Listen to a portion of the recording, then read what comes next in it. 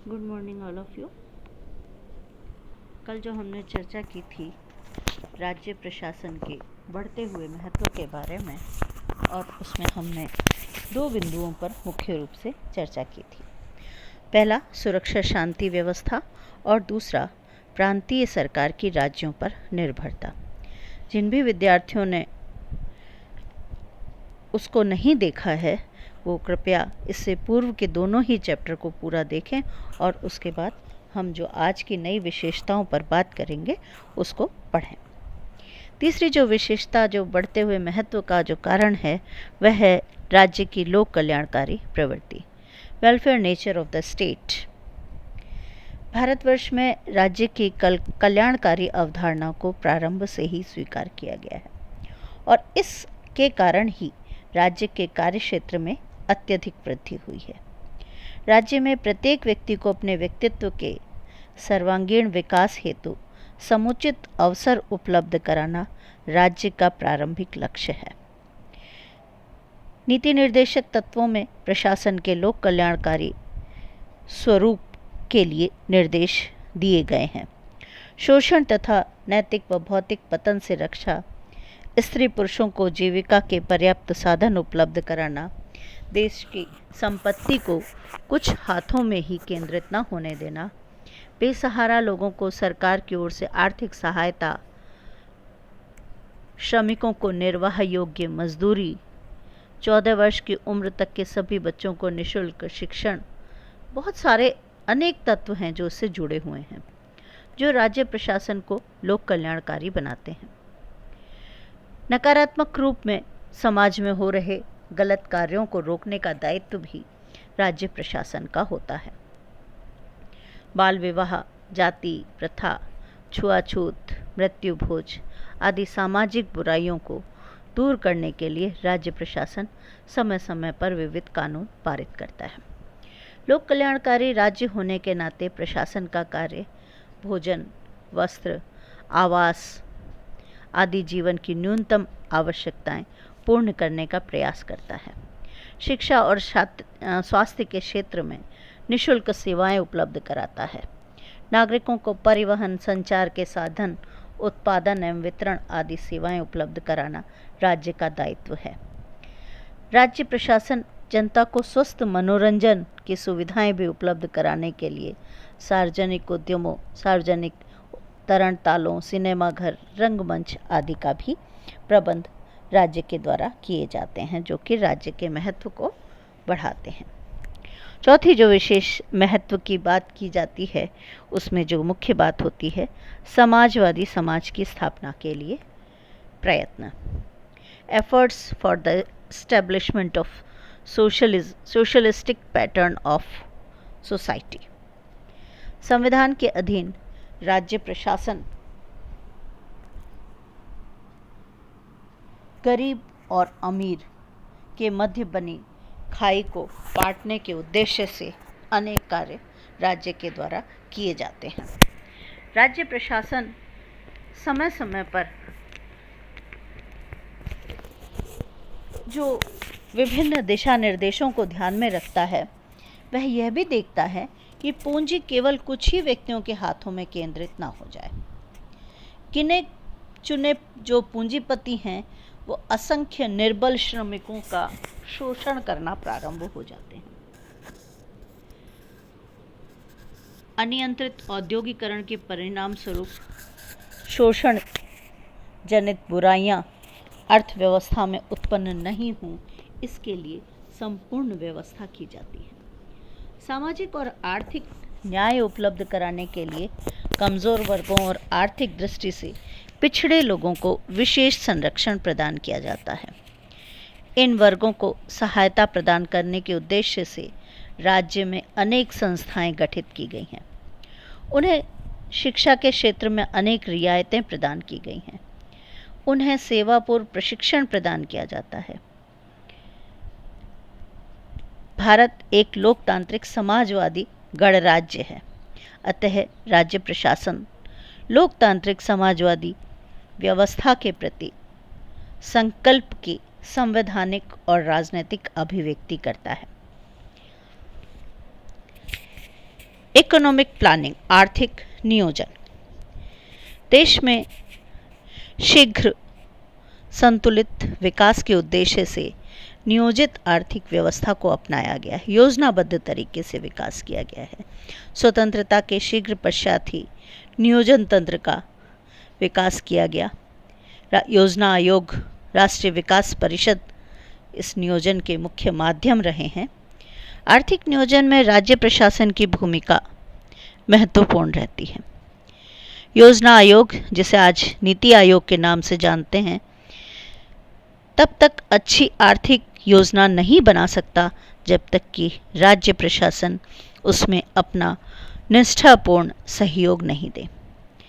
यह भी एक कटु सत्य है कि संघीय सरकार और नियोजन आयोग कितनी ही अच्छी योजना बना लें, वह तभी सफल हो सकती है जबकि राज्य उन्हें अपना समर्थन दे।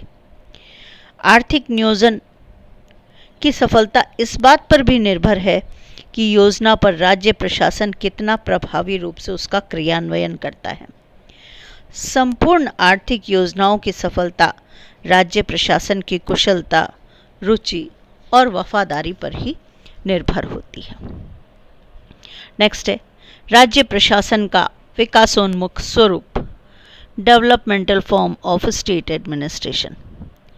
भारत में राज्य प्रशासन का महत्व इस कारण से भी बढ़ रहा है कि इसका स्वरूप निरंतर विकासोन्मुख होता जा रहा है। राज्य प्रशासन आर्थिक, राजनीतिक, सामाजिक और प्रशासनिक विकास के लिए निरंतर ही प्रयत्नशील रहा है। विभिन्न सामाजिक कार्यक्रमों का निर्धारण, राजनीतिक चेतना जागृत करना, प्रजातांत्रिक विकेंद्रीकरण, ये बहुत सारे माध्यम हैं जो राज्य प्रशासन के विकासोन्मुख स्वरूप को दर्शाते हैं। राजस्थान देश का पहला ऐसा राज्य था जहां सबसे पहले पंचायती राज का शुभारंभ किया गया और लोकतंत्र को महत्व दिया। राज्यों ने राजनीतिक दलों एवं दबाव समूहों को प्रोत्साहित किया। राज्यों में प्रशासनिक विकास के लिए समुचित प्रयत्न किए गए हैं।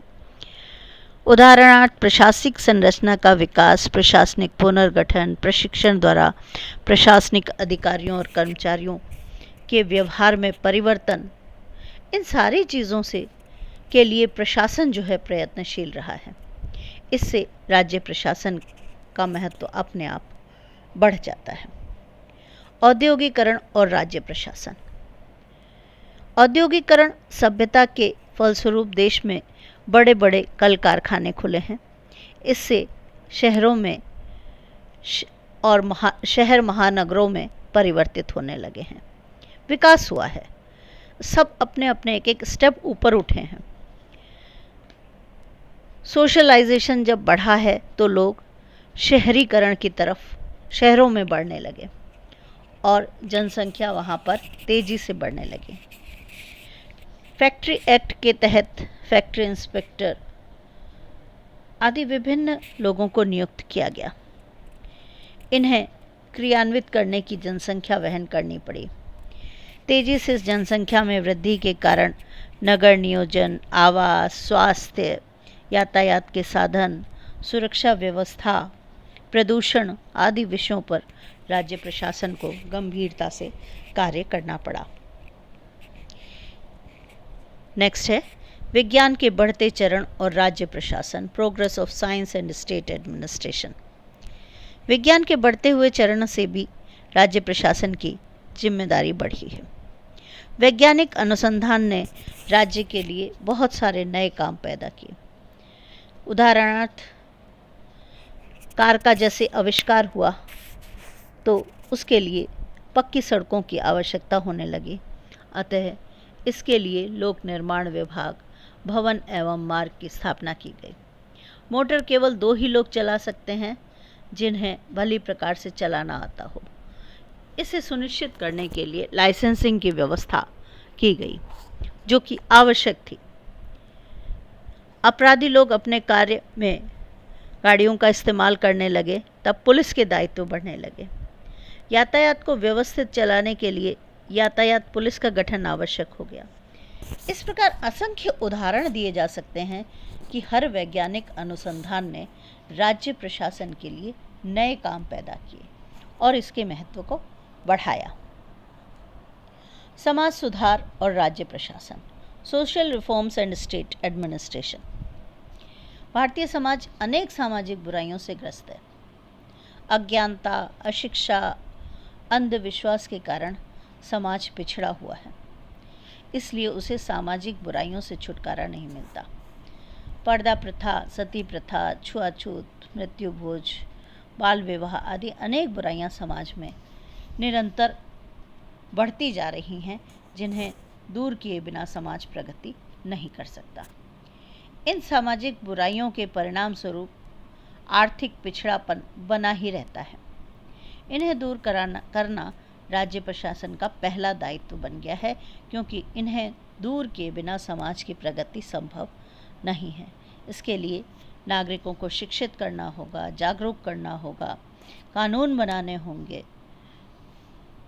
दहेज लेना और देना दोनों को कानूनी अपराध बनाया गया, अतः समाज सुधार के दायित्व में राज्य प्रशासन को महत्वपूर्ण बनाया गया।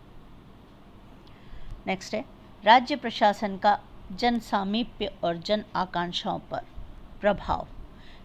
Nearness of state government to people and influence of people expectations. संघीय सरकार की तुलना में राज्य प्रशासन जनता के बहुत निकट होता है। प्रशासन के आम जनता के सामीप्य के परिणाम स्वरूप राज्य प्रशासन का महत्व बढ़ जाता है। राज्य प्रशासन सामान्य जन के जीवन को निकटता से प्रभावित करता है। इसकी भौगोलिक निकटता को हर कोई जनमानस अपने पास महसूस करता है, अतः इसका महत्व स्वतः बढ़ जाता है।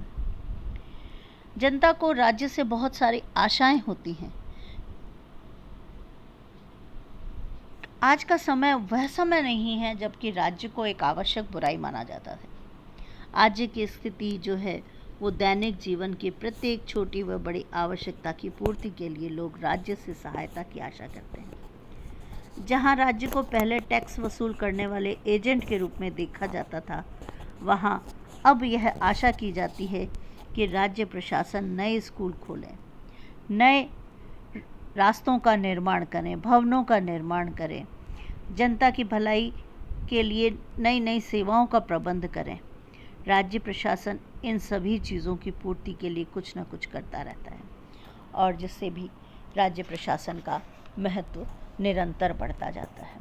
तो इस तरह से आज हमने जो अपने सेकंड पेपर का पहला टॉपिक है राज्य प्रशासन का बढ़ता हुआ महत्व और क्या है राज्य प्रशासन, वो टॉपिक अपन ने पूरा किया है।